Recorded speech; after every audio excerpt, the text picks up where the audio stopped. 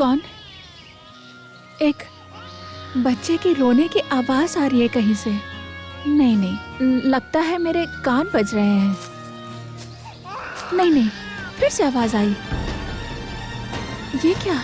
लगता है ये आवाज तो कूड़ेदान से ही आ रही है।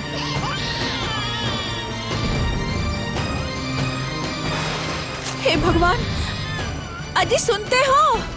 जरा सुनो यहाँ। अब क्या हो गया? जरा आके देखो ना यहाँ पे, कितना सुंदर है। उफ, ऐसा कोई करता है भला? दोस्तों, हमारे इसी शहर के अंदर बहुत सी संस्थाएं चुपचाप अपना काम कर रही है और हमें पता भी नहीं चलता। लेकिन वास्तविकता ये है कि हमारे इसी शहर में ऐसे कुछ शिशु आश्रम भी है जो अनाथ और गरीब बच्चों का सहारा बनने की कोशिश कर रहे हैं बहुत सालों से। जिन बच्चों को गरीबी के कारण या फिर समाज के डर से छोड़ के चले जाते हैं उनके ही माता पिता साक्षात भगवान का दूत बनकर उनका सहारा बन रहे हैं कृपानंद जी जैसे इंसान। हमारे पास ज्यादा कुछ करने का सामर्थ्य नहीं है, हम सिर्फ उन्हें सम्मानित कर सकते हैं, उनका आभार व्यक्त कर सकते हैं।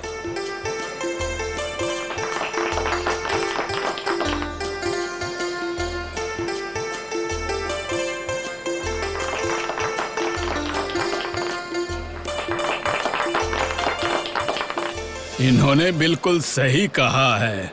हमारी जैसी और भी कई संस्थाएं चुपचाप अपना काम कर रही है और हमारा भी यही लक्ष्य है। और ऐसे ही काम करते हुए हमें 10 साल से भी ज्यादा वक्त हो गए और इसी बीच लगभग 500 अनाथ शिशुओं को कब उनका हाथ पकड़कर समाज में एक पहचान दी गई, ये तो मैं समझ ही नहीं पाया। दरअसल हम तो सिर्फ अपने काम पे ही डूबे हुए थे, कोई हिसाब ही नहीं रखा, दिखावा भी नहीं किया। आप लोगों का आशीर्वाद और उत्साह अगर मिले तो मैं उम्मीद करूंगा ये काम और भी अच्छे से कर पाऊंगा और भी कई बच्चों के हाथ पकड़ पाऊंगा।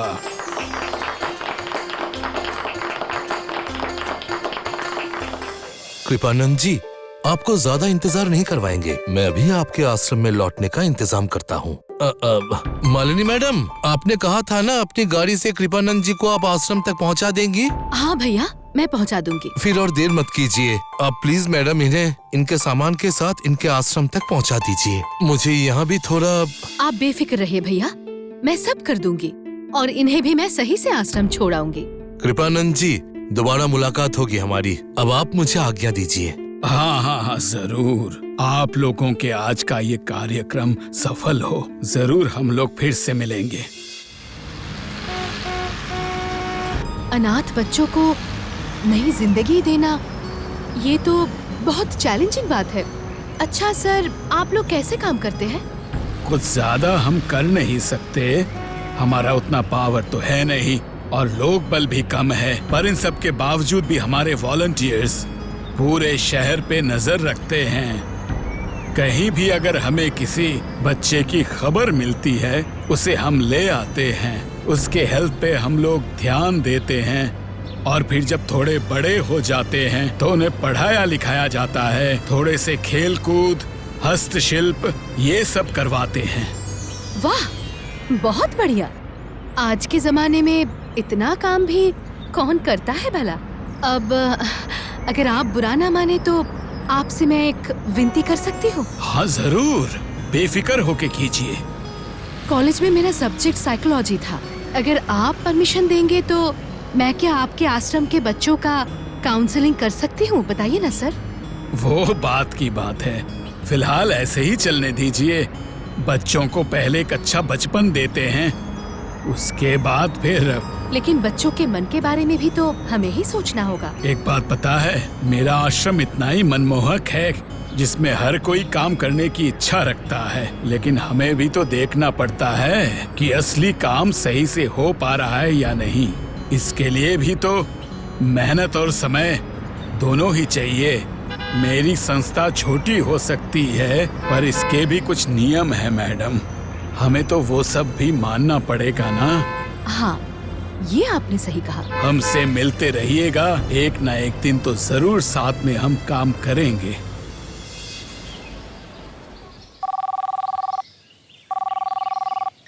क्यों दीपा, अब जाकर तुम्हें मौका मिला?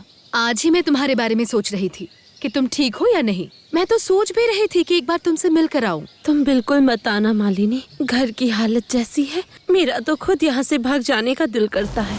क्यों, फिर से वही बच्चे के बारे में? तो क्या मैं ऐसे ही भागने की बात कर रही हूँ? तुम बहुत जल्दी ओवर रिएक्ट करती हो। अच्छा, सबको तो ये समझना होगा कि ये बायोलॉजिकल मामला है, तुम्हारे हाथ में नहीं है। अब वो पुराना जमाना नहीं रहा, मेडिकल साइंस ने बहुत तरक्की की है। कौन समझाए बताओ, सब लड़कियों की गलती है, सब मिलकर मुझ पर ही दबाव डालते हैं। बिल्कुल अजीब है। इलाज तुम्हारा नहीं, तुम्हारे पति और तुम्हारी सास का होना चाहिए, और वो भी दिमाग का। अच्छा दीपा, अगर उन्हें इतने ही बच्चों का शौक है तो सारे नियमों को मानकर किसी अनाथ आश्रम से बच्चा गोद ले लो। ये कहते ही कहेंगे इतना बड़ा परिवार है, इतना बड़ा खानदान है, पुराना इतिहास है। चुप रहो, इतिहास की बात करती हो। वो लोग डायनासोर हैं क्या? हमेशा वो लोग पुरानी सोच रखते हैं। एक बार तुम बात करके देखो ना, शायद दोनों समस्या एक साथ सॉल्व हो जाए। अभी तो गवर्नमेंट का नियम भी बहुत ही अच्छा है। सोच कर देखो, तुम्हारे गोद में भी एक अनाथ बच्चा होगा और उस अनाथ बच्चे को भी माँ बाप का प्यार मिल जाएगा।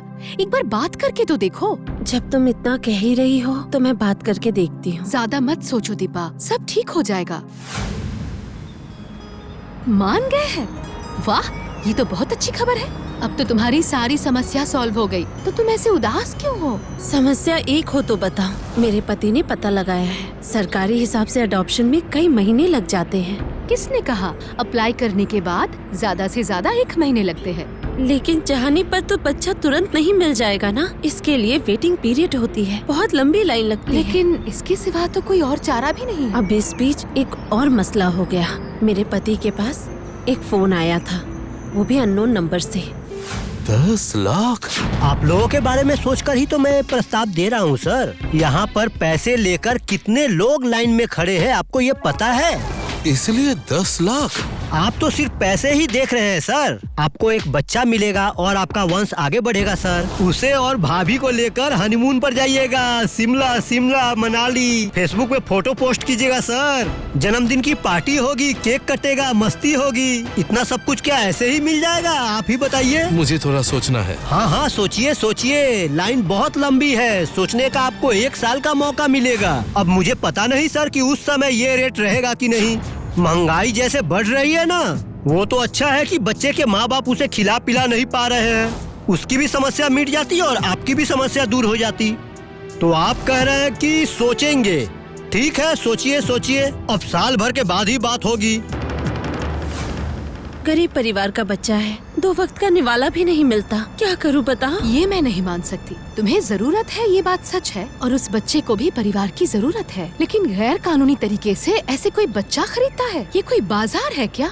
तुम मुझसे कुछ मत पूछो, मुझे दाल में कुछ न कुछ काला लग रहा है। जब इतने सालों तक इंतजार किया है, तब नियम मानकर कुछ दिन और इंतजार नहीं कर पाओगी? तुम लोगों को जो सही लगता है तुम लोग करो।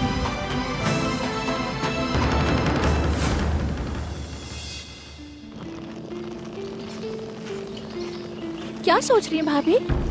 अभी भी दीपा दी के बारे में सोच रही हैं क्या?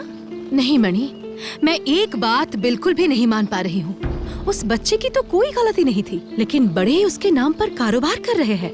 वो लोग क्या चाहते हैं किसी को नहीं पता है। भाभी, मैं एक बात कहूँ, गुस्सा तो नहीं करेंगी ना? नहीं, गुस्सा क्यों करूँगी? क्या बोलना है बोलो। 1 आध महीने पहले हमारे घर के सामने कचरे के डब्बे में से एक मासूम प्यारा सा बच्चा मिला था। वो कितना सुंदर था भाभी, एकदम राजकुमार जैसा। लेकिन हम लोगों के बहुत ढूंढने के बाद भी उसके माता पिता का कुछ अता पता नहीं चला। क्या? अभी वो कहाँ है? वो तो मेरे पास ही है। किसे मैं देती बताइए? कौन क्या करेगा इसी डर से। अभी तक तो वो मेरे पास ही है। तुम्हारे पास मतलब? और कोई नहीं है जिम्मेदारी लेने के लिए? हमारे गांव का तो आपको पता ही है भाभी, खुद के लिए ही खाना नहीं जुटता, अब बच्चे को कैसे पालेंगे? इसीलिए मैं बोल रही थी ना, आपका बेटा तो बड़ा हो गया है, आप उसको अपने पास रख के बड़ा करेंगे क्या? बहुत मोह हो गया है उससे। इतना सुंदर बच्चा है। अब तक तुम चुप क्यों थी चंपा दीदी? उसके लिए हमें कुछ करना होगा। तुम उसे मेरे पास लेकर आओ। आपके पास रहा तो वो अच्छा इंसान बन जाएगा भाभी। मेरे साथ क्यों? मैं ऐसी जगह जानती हूँ जहाँ उसके जैसे और भी बच्चे बहुत आराम से रहते हैं। वहाँ वो बहुत खुश रहेगा। तुम उसे लेकर आओ मेरे पास।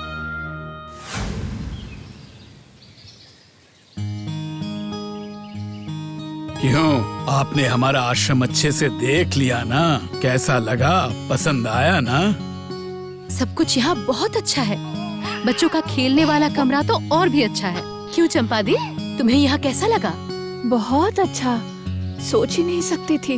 मैं बेफिक्र हो गई। आप लोग बेफिक्र हैं ये जान के अच्छा लगा। और कुछ नहीं चाहिए। ये लोग साक्षात ईश्वर की ही संतान हैं। इनका ध्यान रखना मतलब ईश्वर का ध्यान रखना। अरे तुम आ गई। ये लो, इस बच्चे को लेकर अब तुम अंदर चली जाओ। इसे नहलाओ, इसे खिलाने का इंतजाम और जो कुछ भी करना है वो करो।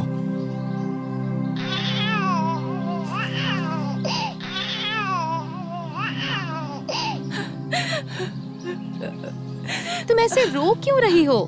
देखो, वो यहाँ बहुत अच्छे से रहेगा। आप उदास मत होइए। अब बस इस फॉर्म में एक साइन कर दीजिए, इतना ही काफी है। उस बच्चे से मुझे बहुत प्यार हो गया था भाभी। इन कुछ ही दिनों में। आप बिल्कुल फिक्र मत कीजिए, आपका बच्चा बिल्कुल सही सलामत रहेगा। अब मैं क्या कहूँ, दिन में रोज ड्यूटी करता हूँ। छोटे छोटे बच्चों को देखकर इतनी खुशी मिलती है कि मैं क्या बताऊँ। इस उम्र में मुझे कहीं नौकरी करने की इच्छा नहीं करती है। मैं हूँ ना, आप फिक्र मत कीजिए। देखो, सब बार बार कह रहे हैं कि तुम फिक्र मत करो, और तुम पागलों की तरह बेकार में ही रोए जा रही हो। चलो चलो अब।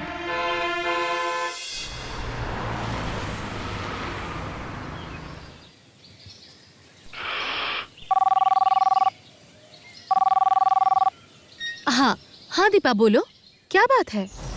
भगवान ने हमारी पुकार सुन ली मालिनी। जल्दी मेरे गोद में बच्चा आ जाएगा। मतलब इतनी जल्दी? पर वो आदमी तो कह रहा था 1-1.5 साल लग जाएंगे। पर ये हुआ कैसे? अंदर के ही एक आदमी ने इंतजाम करवा दिया। कह सकती हो हमें लाइन तोड़कर ही जाना पड़ा। अच्छा, ऐसे ही हो गया? कितने पैसे खर्च हुए? बहुत कम, 5 लाख। मुझे इसकी परवाह नहीं है। मैं अपने गहने बेचकर इंतजाम कर लूंगी। मामला मुझे कुछ ठीक नहीं लग रहा है। फिर भी तुम अपने गहने मत बेचना। मैं कुछ पैसे दे दूंगी, कम से कम तुम्हें तो शांति मिलेगी। नहीं नहीं, नहीं चाहिए। पापा भी कुछ पैसे देंगे, उन्हें मिलाकर हो जाएगा। किसी से उधार नहीं लेना पड़ेगा, उनसे भी नहीं। सुनो ना, अगले ही हफ्ते मैं उसे ले आऊंगी। तुम आना उससे देखने। हाँ, मैं जरूर आऊंगी। तुम दिन तय करके मुझे बताना, ठीक है? अभी मैं फोन रखती हूँ।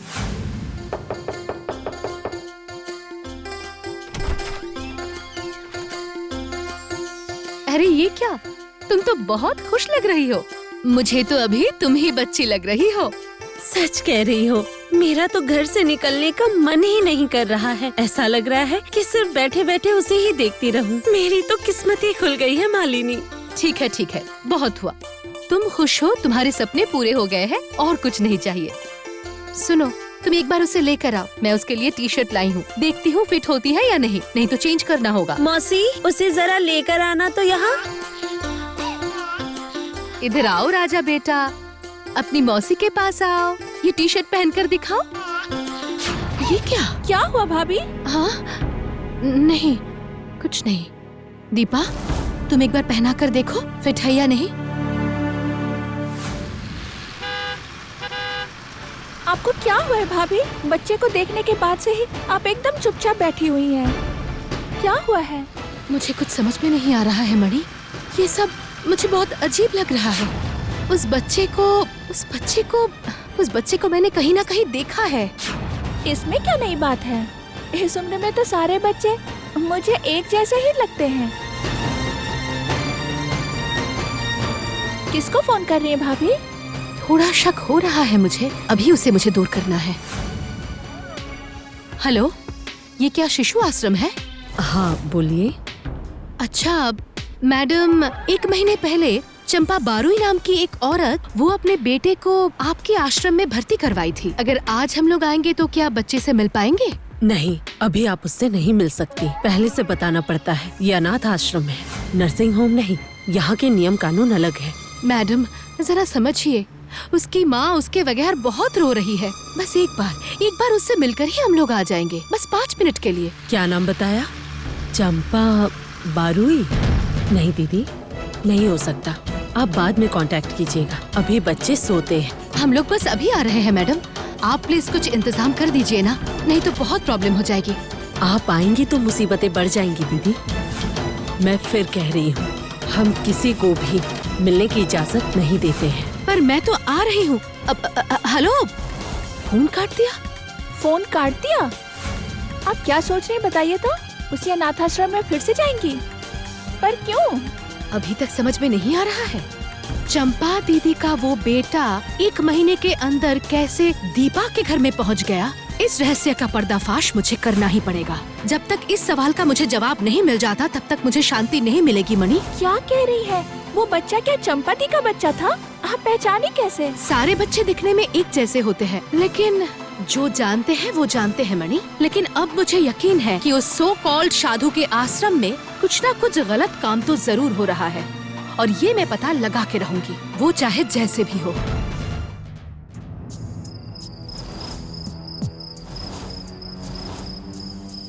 ओ मैडम, ये क्या कर रही है आप? हाँ, अरे आप अभी तक ड्यूटी कर रहे हैं, घर नहीं गए? नहीं गया। पर आप क्या मेरी नौकरी छीनना चाहती हैं? इतनी रात को आपको क्या चाहिए? अंदर जाना चाहती हूँ। आप मुझे नहीं पहचाने गार्ड साहब? मैं उस दिन आई थी ना, वो मेरे साथ एक औरत थी, बहुत रो रही थी, बच्चे को यहाँ पर छोड़ना पड़ा इसलिए। अब आपको याद है? वैसे तो कितने सारे रोज आते हैं, अब सबको याद रखना क्या संभव है? आप कितनी अच्छी अच्छी बातें कर रहे थे, उस औरत को समझाया। दरअसल इतने दिनों से आप ये सब देख रहे हैं, आपके अंदर अभी भी थोड़ी बहुत इंसानियत बाकी है। बाकियों में तो क्यों? अब मैंने क्या कर दिया?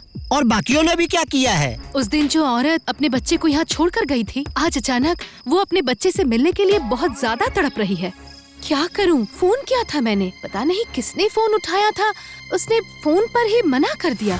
ये क्या सही है बताइए?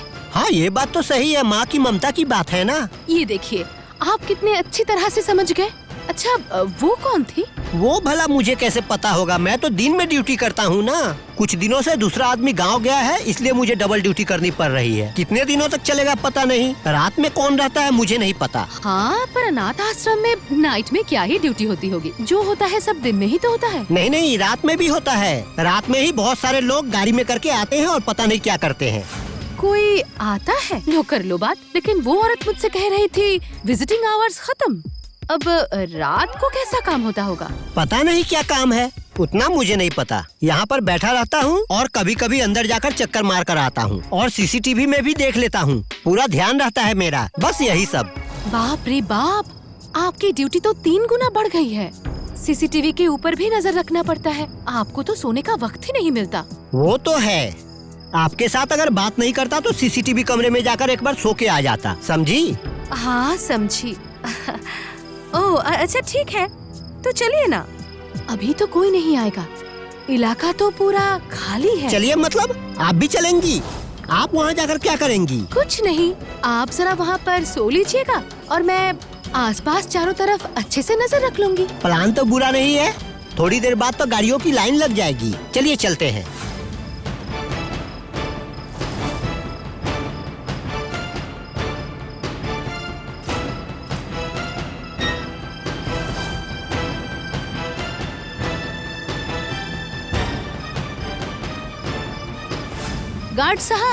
गार्ड साहब, अरे गार्ड साहब उठिए ना। हाँ, कौन, कहाँ, कैसे, क्या हुआ?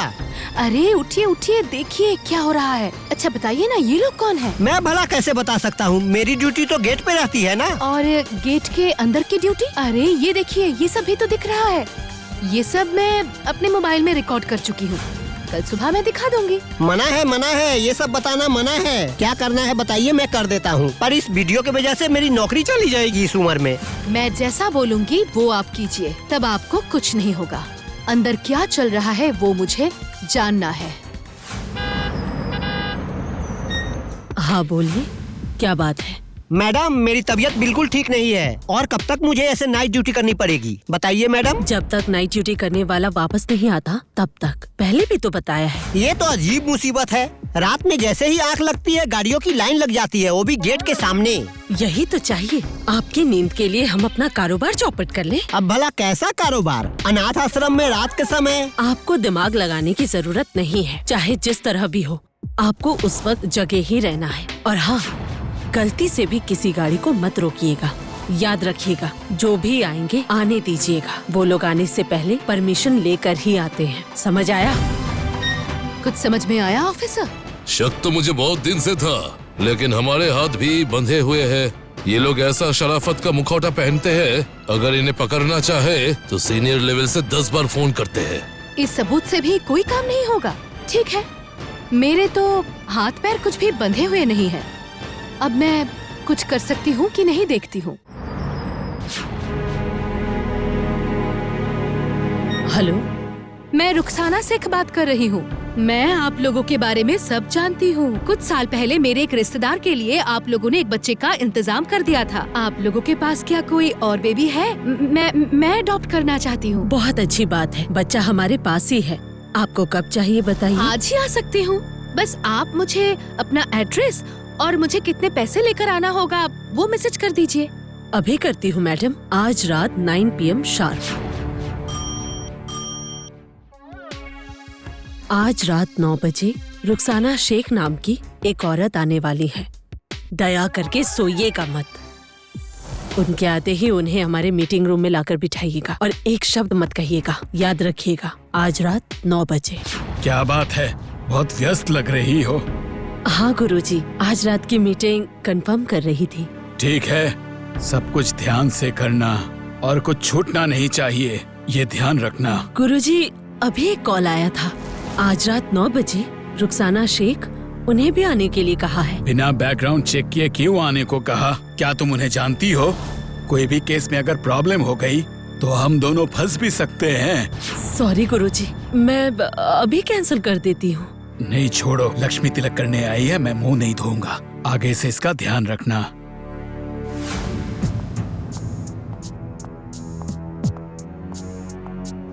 मैं हूँ रुखसाना शेख।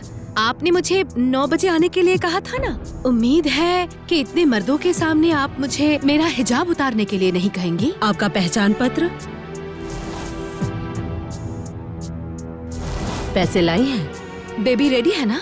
बेबी आज ही मिल जाएगा, लेकिन एक शर्त पर। किसी से कुछ नहीं कह सकती। और उससे भी बड़ी बात है कि आश्रम को किसी भी मामले से जोड़ा नहीं जा सकता। आश्रम बहुत पावरफुल है।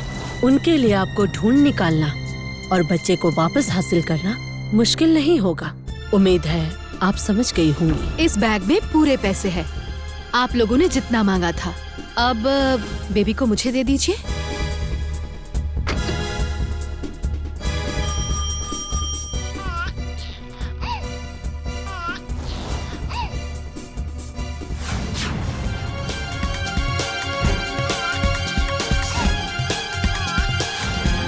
गुरुजी, यही वो औरत है जिनके बारे में बताया था। बिल्कुल सही अंदाजा किया था। ज्यादा उत्सुकता सेहत के लिए ठीक नहीं होती है। ये शायद साइकोलॉजी में पढ़ाया नहीं गया है ना? बच्चे को छीन लो। सिविल ड्रेस में सिर्फ आप लोग ही नहीं है गुरुजी। इन ऑफिसर्स के अलावा एक और टीम बाहर आपके स्वागत का इंतजार कर रही है। आप खुद चलेंगे या मैं हथकड़ी का इंतजाम करवाऊं? मेरे पावर के बारे में तुम्हें कोई अंदाजा है? सुबह होते ही छूट जाऊंगा मैं। तब तक अब सरकारी मेहमान बन के रहिए, हमें भी सेवा का मौका दीजिए। चलिए चलिए। और इन बच्चों का क्या होगा? इन्हें भी थाने जाना होगा? नहीं, ये लोग जाएंगे सरकारी एडॉप्टेशन सेंटर में, जो इनकी देखभाल करेंगे, जिसके पास इस काम के लिए लाइसेंस है। ये लोग सब खुश रहेंगे। गार्ड साहब, आप अपना ध्यान रखिएगा। याद रखिएगा, अगर आप नहीं रहते तो मैं इन लोगों का पर्दा कभी फाश नहीं कर पाती।